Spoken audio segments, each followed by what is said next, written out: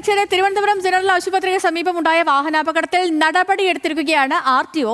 വാഹനം ഓടിച്ച AK Vishnunath, driving പരിശീലനം നൽകിയ വിജയൻ K എന്നിവരുടെ ലൈസൻസ് സസ്പെൻഡ് ചെയ്തിരിക്കുന്നു. 1 വർഷത്തേക്കാണ് ലൈസൻസ് സസ്പെൻഡ് ചെയ്തിരിക്കുന്നത്. വിവരങ്ങളുമായി തിരുവനന്തപുരത്ത് നിന്ന് അർജുൻ ചേരുന്നുണ്ട്. അർജുൻ, 3-4 പേരെ ഇടിച്ചിട്ട് വാഹനമാണ്. എന്താണിപ്പോൾ RTO നടപടി?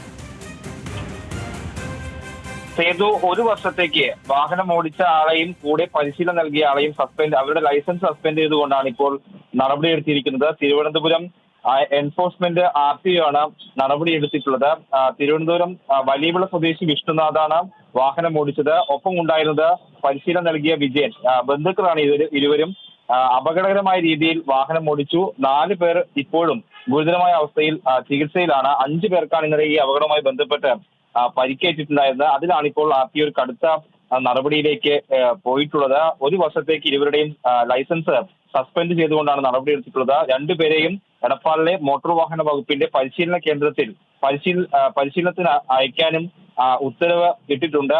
5 പേർക്കാണ് ഈ അപകടത്തിൽ പരിക്കേറ്റിരുന്നത്. അതിൽ 2 ഓട്ടോ ഡ്രൈവർമാരും വഴിയാത്രക്കാരായ 2 പേരും ഉൾപ്പെടെ 4 പേർ ഇപ്പോഴും തിരുവനന്തപുരം മെഡിക്കൽ കോളേജ് ആശുപത്രിയിൽ ഗുരുതരമായി പരിക്കേറ്റ് ചികിത്സയിലാണ്. ഈ വിഷ്ണുവിന് ഡ്രൈവിംഗ് പരിശീലനം നൽകുന്നതിനിടെയാണ് അപകടമുണ്ടായത്. ബ്രേക്കിന് പകരം ആക്സിലേറ്റർ ചവിട്ടി നിയന്ത്രണം വിട്ട വാഹനം അമിത വേഗതയിൽ തിരുവനന്തപുരം ജനറൽ ആശുപത്രിക്ക് മുൻവശത്തുള്ള നടപ്പാതയിലേക്ക് ഇടിച്ചു കയറുകയായിരുന്നു.